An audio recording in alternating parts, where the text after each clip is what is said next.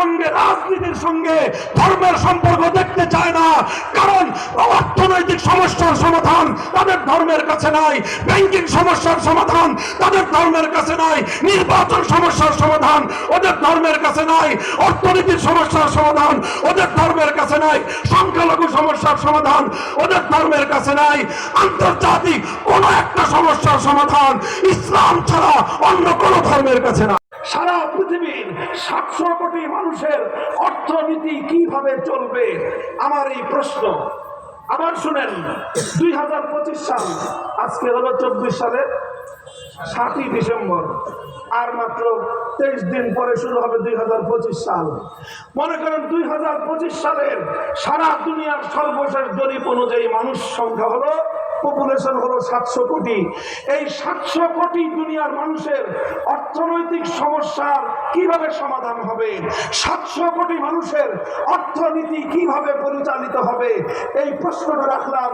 এই প্রশ্নটা রেখে এবার হিন্দু ভাইদেরকে জিজ্ঞাসা করি, তুমি বলো তোমার হিন্দু ধর্ম অনুযায়ী এই 700 কোটি মানুষের অর্থনৈতিক জিজ্ঞাসার কি জবাব তোমার ধর্ম তোমার কাছে দিতে পারে। এরপরে বৌদ্ধ ভাইকে জিজ্ঞাসা করব, এবার তুমি বলো তোমার বৌদ্ধ ধর্মের অনুযায়ী, তোমার বৌদ্ধ ধর্মের ধর্মগ্রন্থ ত্রিপাঠক থেকে তুমি রেফারেন্স দিয়ে বলবা যে তোমার ত্রিপাঠকের রেফারেন্সে 700 কোটি মানুষের অর্থনৈতিক সমস্যার সমাধান এইভাবে হবে। খ্রিস্টানদেরকে জিজ্ঞাসা করব, তোমার আসমানি কিতাব ইনজিল শরীফ এবং তোমার নবী ঈসা আলাইহিস সালামের সূত্রে তুমি আমাদেরকে দুটো বর্ণনা দিবা, সেই বর্ণনার মাধ্যমে 2025 সালের 700 কোটি মানুষের অর্থনৈতিক প্রশ্নের সমাধান পাওয়া যাবে। ইহুদিদেরকেও বলবো, মুসা আলাইহিস সালামের সূত্রে, তাওরাত কিতাবের সূত্রে দুটো রেফারেন্স তুমি আমাকে দিবা, যেই রেফারেন্সের আলোকে 2025 সালের 700 কোটি মানুষের অর্থনীতির প্রশ্নের সমাধান দিতে পারবে তোমরা। এই প্রশ্ন আমি করলাম, বলবেন যে হুজুর এখানে তো হিন্দু বৌদ্ধ খ্রিস্টান নাই। তবে আমি এটা জানি যে আমার মাইকের আওয়াজ যতদূর পর্যন্ত পৌঁছতেছে এখানে কোনো না কোনো অন্যান্য ধর্মাবলম্বীরা আছে।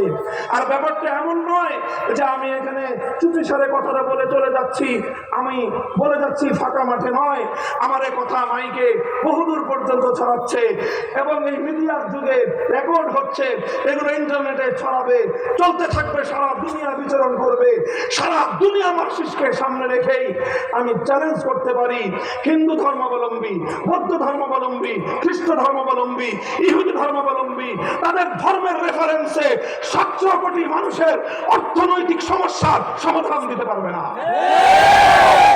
যদি আমাকে জিজ্ঞাসা করেন, আমাকে নয়, যে কোনো একজন মুসলিমকে যদি জিজ্ঞাসা করেন যে তোমার ধর্ম পারবে, আমরা বলবো শুধু পারবে না, বরং শ্রেষ্ঠ সমাধান ইসলাম দিতে পারবে।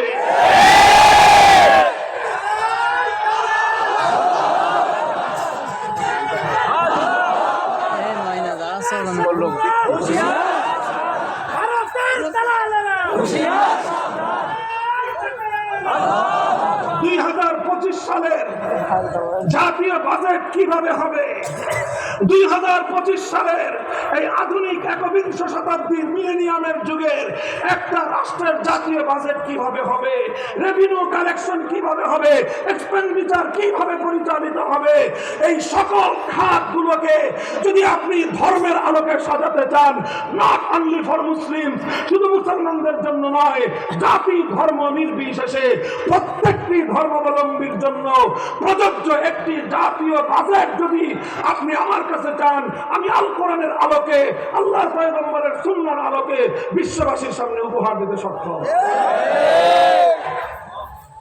মুহতারাম হাজিরিন, এটা শুধু আমাদের বলার জোরের কথা না, এই জন্য এই কথাগুলো একটু আস্তে বলতেছি। অন্য কথা যতটা জোরে বলে এই কথাটা আস্তে বলছি না আমি, হ্যাঁ এই কথাটা আস্তে বলতেছি। এজন্য বলতেছি যে কথাটা আমার বলার জোরের কথা নয়, এটা রিয়ালিটি, এটা বাস্তবতা। এত বড় রাষ্ট্র আছে আমাদের পার্শ্ববর্তী রাষ্ট্র ভারত, সেই ভারত বর্তমান শাসন করতেছে একটা হিন্দুত্ববাদী একটা সরকার, হিন্দুত্ববাদী সরকার। সেই হিন্দুত্ববাদী সরকারের প্রধান নরেন্দ্র মোদী, অমিত শাহ এবং তাদের যে বিজেপি যে দল, তাদেরকে আমরা ওপেন চ্যালেঞ্জ করলাম, আনো মোদী কি বলছে সেটা জানতে চাই না, তোমার ধর্মগ্রন্থ কি বলে রেফারেন্স দাও। তোমার গীতার রেফারেন্সে তুমি কথা আনো যে 2025 সালের আমার দেশের লাগবে না, বেটা তোর দেশের চাইবে। ভারতের জাতীয় বাজেট হিন্দু ধর্মের রেফারেন্সে, তাদের ধর্মীয় গ্রন্থের রেফারেন্স দিয়ে বাজেট কালেকশন কিভাবে হবে, বাজেট খরচ কিভাবে হবে, হিন্দু ধর্মের আলোকে তুমি একটা বাজেট প্রদান করো। পারবা না। কেন পারবে না? কারণ তোমার ধর্ম সে ব্যাপারে নীরব। বৌদ্ধরা, চায়নার মতো রাষ্ট্র তোমার কাছে আছে, সারা পৃথিবীর অর্থনীতি তারা নিয়ন্ত্রণ করতেছে। তোমরা তোমার ধর্মের আলোকে সমস্যার সমাধান দাও, দিতে পারবে না। কেন পারবে না? কারণ তোমার ধর্ম সে ব্যাপারে নীরব। খ্রিস্টানরা সারা পশ্চিমা বিশ্ব তোমরা পরিচালনা করছো, সারা দুনিয়া তোমরা নিয়ন্ত্রণ করছো। তোমাদের মানব রচিত মতবাদের মাধ্যমে তোমরা তোমাদের ধর্মের আলোকে সমস্যার সমাধান দাও, পারবে না। কারণ তোমার ধর্মে সেই সাজেশন নাই। ইহুদিরা কোথা চালতে পারবা, মুসলমানদের বাইতুল মুকাদ্দাস দখল করতে পারবা, সারা পৃথিবীর মানুষের পকেট কেটে অর্থনীতি নিয়ে তোমরা তোমাদের জন্য সেই কালো টাকার পাহাড় করতে পারবা, চুরি করতে পারবা। মুসলমানদের সারা পৃথিবীর জনগণের সম্পদ দিয়ে নিজেদের জন্য স্তূপাকৃত করতে পারবা। ধর্মের আলোকে 21 শতাব্দীর আন্তর্জাতিক বাজেট তো দূরের কথা, একটা রাষ্ট্রের জাতীয় বাজেট তোমরা দিতে পারবা। এর চরম দৃষ্টান্ত হলো এই, আজকের পৃথিবীর সারা দুনিয়া জুড়ে অর্থনৈতিক লেনদেনের জন্য, অর্থনৈতিক কার্যক্রম পরিচালনার জন্য একটা অনিবার্য অনুষঙ্গ হয়ে দাঁড়িয়েছে ব্যাংকিং সিস্টেম। বলেন বলেন, সারা দুনিয়ার, সারা পৃথিবীর যত অর্থনৈতিক ট্রানজাকশন এই সব চলছে ব্যাংকিং সেক্টরের মাধ্যমে। এখন তো তারা বলতেছে যে আগামীর দিনে ক্যাশলেস সোসাইটি হবে সারা পৃথিবী জুড়ে। এই ক্যাশলেস সোসাইটি বলেন, যেভাবেই বলেন, সব কিছু চ্যানেলটা হলো ব্যাংকিং চ্যানেল। এই ব্যাংকিং চ্যানেলের মাধ্যমে সারা দুনিয়ার 700 কোটি মানুষ কিন্তু এই চ্যানেলের সঙ্গে কোনো না কোনো ভাবে জড়িত। বলেন কথা ঠিক না বেঠিক? এই যে ব্যাংকিং সিস্টেমটা সারা দুনিয়ায় পরিচালিত হচ্ছে এবং ব্যাংকিং সিস্টেমটা আজকের পৃথিবীর অর্থনৈতিক কার্যক্রমের একটা অনিবার্য পরিবহন হিসেবে, বাহন হিসেবে ব্যবহৃত হচ্ছে। এই ব্যাংকিং সেক্টরটা নিয়ে যদি আপনাদের সামনে দৃষ্টান্ত দেই, শুধু আমার এই বাংলাদেশে সরকার অনুমোদিত ইসলামিক ব্যাংক আছে 9টা। কয়টা? ফুল ইসলামিক ব্যাংক, একেবারে টপ টু বটম। যে ব্যাংকগুলো ইসলামকে অনুসরণ করবে বলে তারা প্রতিশ্রুতি দিয়েছে, বাকি কতটুকু তারা অনুসরণ করে সেটা তাদের ইমানদারির বিষয়। সেই জায়গায় আমি আলোচনা করতে চাই না। 9টা ব্যাংক রয়েছে ফুল ইসলামিক ব্যাংক। আর এছাড়া আরো প্রায় 5-7টা ব্যাংক রয়েছে যারা পূর্ণাঙ্গ ইসলামিক ব্যাংকিং করে না, তবে তাদের ইসলামিক ব্রাঞ্চ রয়েছে, ইসলামিক ব্যাংকিং এর উইন্ডো রয়েছে, অর্থাৎ তারাও ইসলামিক ব্যাংকিং আংশিক করে। এবং বাংলাদেশ ব্যাংক, যেটা আমাদের সেন্ট্রাল ব্যাংক, সেই সেন্ট্রাল ব্যাংকের বিরাট একটা এখন পার্ট করে দেওয়া হয়েছে ইসলামিক ব্যাংকিং এর জন্য। অর্থাৎ সেই জায়গাটাকে সরকার ঘোষণা দিয়েছে যে বাংলাদেশ ব্যাংকের এই জায়গাটা সুদমুক্ত থাকবে এবং তারা শুধুমাত্র ইসলামিক ব্যাংকগুলো নিয়ে ডিল করবে। মোহতারাম হাজিরিন, শুধু এটা আমার বাংলাদেশ নয়, সারা পৃথিবী জুড়ে ওয়েস্টার্ন ওয়ার্ল্ড, পশ্চিমা বিশ্ব, ইউরোপ, আমেরিকা সহ পৃথিবীর এমন দেশ খুঁজে পাওয়া কঠিন যেখানে ইসলামিক ব্যাংকিং নাই। ইসলামিক ব্যাংকিং মানে কি? ইসলামিক ব্যাংকিং এর মূল কথা হলো এমন ব্যাংকিং যেই ব্যাংকিং সেক্টরটা পরিচালিত হবে আল কোরআন এবং নবীর সুন্নাহর নীতিমালা অনুযায়ী। আচ্ছা, মুসলমানরা যেরকম সারা পৃথিবীর বাসীর জন্য ইসলামিক ব্যাংক উপহার দিল, ইসলামিক ব্যাংকে শুধুমাত্র মুসলমানরাই অ্যাকাউন্ট খুলে। আর ভাই কথা বলেন না কেন? আপনারা সাক্ষীরার মানুষ কথা বলেন। ইসলামিক ব্যাংকগুলোকে শুধুমাত্র মুসলমানরাই অ্যাকাউন্ট খুলে, হিন্দুদের অ্যাকাউন্ট নাই, খ্রিস্টানদের অ্যাকাউন্ট নাই, মুসলিমের অ্যাকাউন্ট নাই। তাহলে ইসলামিক ব্যাংকগুলো ইসলামিক ব্যাংকিং এর মাধ্যমে কোরআন সুন্নাহর নীতিমালা অনুযায়ী সব ধর্মাবলম্বীদেরকে ব্যাংকিং সেবা দিচ্ছে। এবার আপনি বাকি চালান দেন, প্রয়োজনে তুলার আসে আনেন, সারা দুনিয়া জুড়ে একটা হিন্দু ব্যাংক খুঁজে দেখান, সারা পৃথিবী থেকে একটা হিন্দু ব্যাংক দেখান, সারা দুনিয়া একটা বৌদ্ধ অথবা একটা খ্রিস্টান ব্যাংক দেখান, পারবেন না। নাই, সারা দুনিয়ার কোথাও নাই। কেন নাই? প্রশ্নটা করেছেন কোনদিন নিজের বিবেকের কাছে? কোন হিন্দু ভাই করেছেন যে আমরা মুসলমানরা ইসলামিক ব্যাংক করলো, আমরা হিন্দুরা হিন্দু ব্যাংক করি? কেন কোনদিন একজন হিন্দু ভাই নিজের বিবেককে প্রশ্ন করেছেন? কোন একজন বৌদ্ধ বা খ্রিস্টান নিজের বিবেককে প্রশ্ন করেছেন?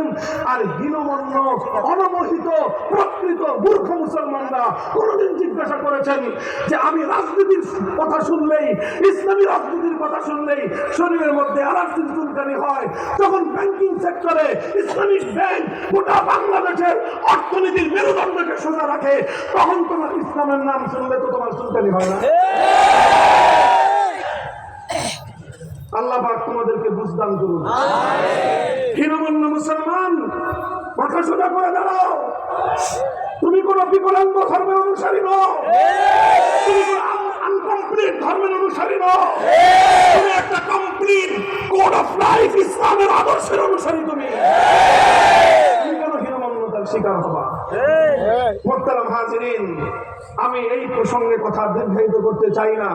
এটা শুধু একটা আপনাদেরকে দৃষ্টান্ত হিসাবে দেখালাম যে ইসলাম তো আজ প্রায় 1960-এর দশক থেকে 40 বছর আর 20 বছর, 60 বছর প্লাস 5 বছর, 65 বছর, আজ প্রায় 7 দশক হতে চলেছে যে সারা দুনিয়া জুড়ে মুসলমানরা ইসলামিক ব্যাংকিং সিস্টেম গড়ে তুলে দুনিয়ার 700 কোটি মানুষের অর্থনৈতিক লেনদেন ইসলামের নীতিমালা অনুযায়ী পরিচালনা করবার ব্যবস্থা শুধু কিতাবপত্রে নয়, প্র্যাকটিক্যালি সারা দুনিয়ার সামনে দিয়েছে।